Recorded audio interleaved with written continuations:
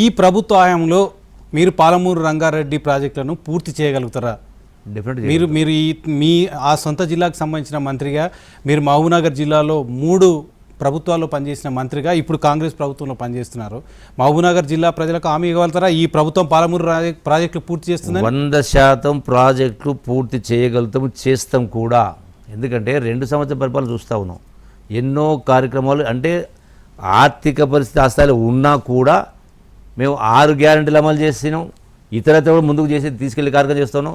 ఇలా సపోజ్ ఈ రోడ్లకు సంబంధించి సపోజ్ ఎగ్జాంపుల్ చెప్తున్నాను, మరి 12,000 కోట్ల రూపాయలు ఇలా రోడ్లు నిర్మాణం మొదలుపెట్టే కార్యక్రమం చేస్తాం. చివరిగా న్యాయ విచారణకు వెళ్తారా? కృష్ణా జిల్లాల విషయంలో ఎవరు దోపిడీ చేశారు, అది డెఫినెట్గా ముఖ్యమంత్రి గారిని శాసనసభలో చెప్పడం జరిగింది, మాట్లాడడం జరిగింది. 100% ప్రజల, నేను 100% నా అభిప్రాయం చెప్తా ఉన్నా. 100% ఎవరు అవినీతి చేసినా వాటిని కక్కించే కార్యక్రమం చేయాలి.